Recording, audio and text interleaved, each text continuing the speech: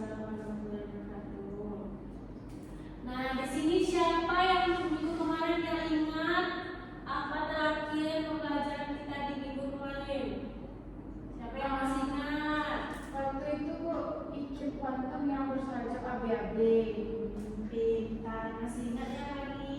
Iya, Bu. Di sini kita akan masuk teks narasi. Anak-anak sudah tahu apa itu teks narasi? Enggak, Bu.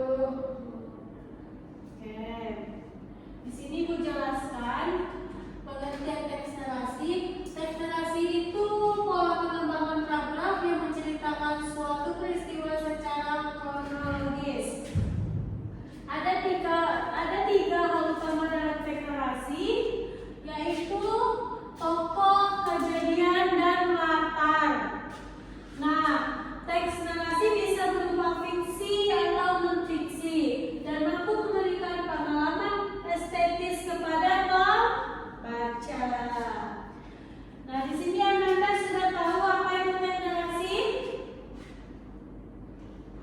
Tahu, Bu. Kalau belum tahu, Ibu jelaskan sekali lagi. Nanti pas ujian jelas tidak tahu. Bu, Ibu kayaknya mengancam banget. Ibu tidak mengancam, nanti kalau ujian tidak dapat apa-apa. Udah ngerti apa itu teks narasi? Nah, tujuan teks narasi itu untuk menghibur, memberikan informasi atau inspirasi. Dan mau pesan moral. Narasi memiliki karakter utama. Apa itu karakter utamanya? Dan plot yang membangun cerita dan penulis harus memahami tujuan dan isi cerita agar memberikan dampak positif pada pembaca. Bu, komen, Bu. Kalau Bu baca teks itu baca semuanya, Bu. Jangan Nah, boleh ya. Iya. Anak-anak tahu apa itu tujuan teks narasi? Tahu. Apa? Teks narasi itu bertujuan untuk menghibur, memberikan informasi dan impresi dan pesan moral. Narasi memiliki karakter utama yang plot yang apa nih, Bu?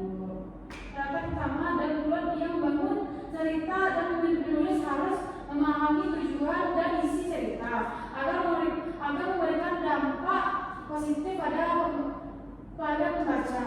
Baik, info lagi ya, karena Rani belum pandai membaca. Baik, info lagi. Teks narasi itu bertujuan untuk menghibur, memberikan informasi, inspirasi, dan pesan moral.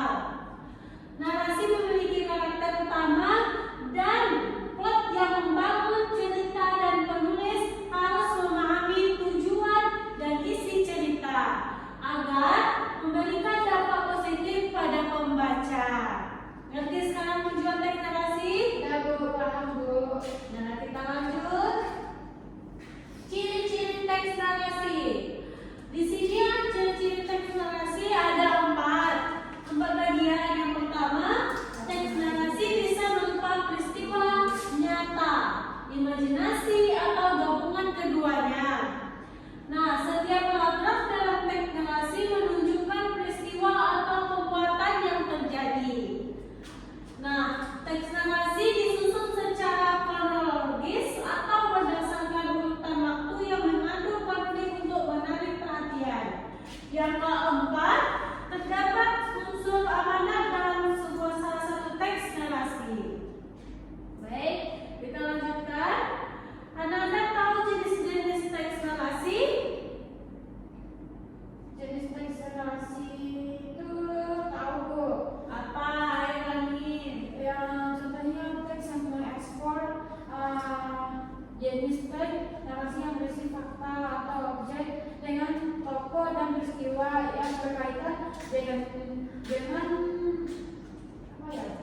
Dari lahir hingga kabar terbaru yang bersifat ilmiah. Ini termasuk biografi dan peristiwa bersejarah. Jadi Bu, contohnya tuh Bu kayak dari kata kecil sampai kata besar. Udah keluar dari angka gitu. Ya, kami sudah memahami. Sudah Bu. Nah, coba kepada Michi boleh dibaca. Definisi teks narasi. Teks narasi eksplisit, Suggestif. Jenis teks narasi memberikan informasi mendetail secara rutin seperti biografi dan peristiwa bersejarah. Narasi ini berisi fakta objektif tentang tokoh dan peristiwa yang berkaitan dengannya, mulai dari lahir hingga kabar terbaru dan bersifat ilmiah. Oke. Jenis yang ketiga, teks narasi artistik. Teks narasi ini bisa fiksi atau non-fiksi. Umumnya imajinatif dan menggunakan bahasa kiasan atau lembang untuk memberikan bimbingan amanat yang bersifat bagi pembaca. Oke, kita lanjut. Struktur teks narasi. Di sini struktur teks narasi ada 4. Siapa yang di sini yang tahu? Saya Bu. Coba kepada ini. Struktur teks narasi itu terbagi 4 macam. Yang pertama itu orientasi, yang kedua komplikasi, yang ketiga resolusi, yang keempat kode. Koda. Kenapa ada 3 nih?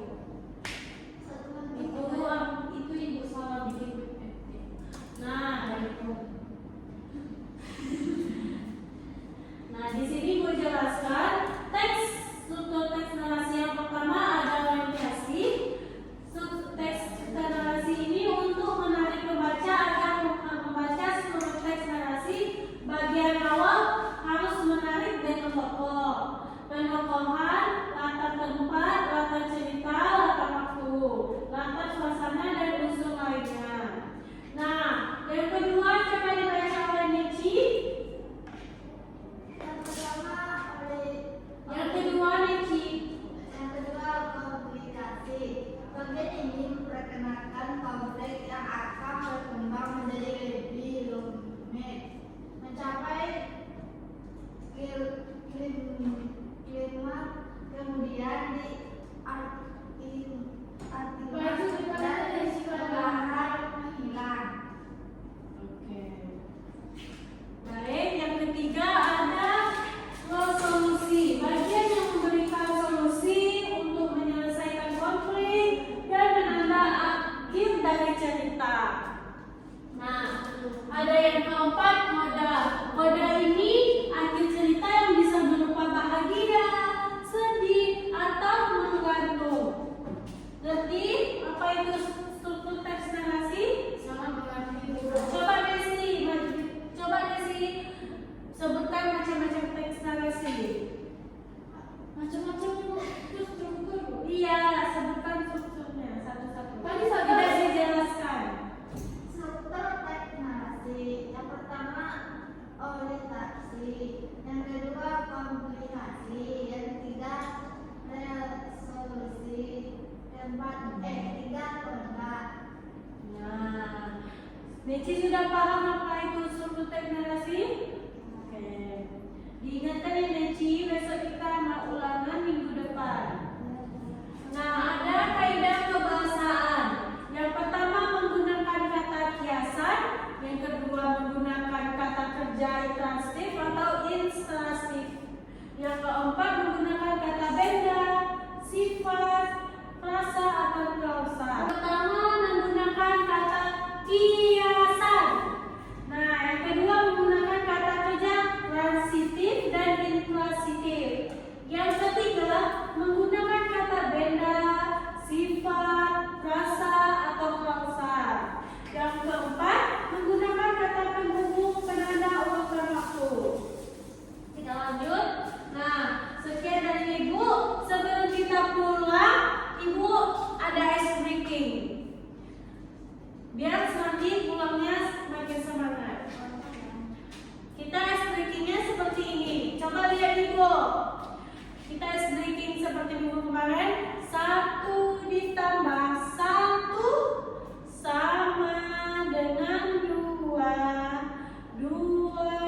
ditambah 2 sama dengan 4. 4 ditambah 4 sama dengan 8. 8 ditambah 8 sama dengan 16. Oke, untuk 8-nya goyangnya 2 kali, untuk 6-nya goyangnya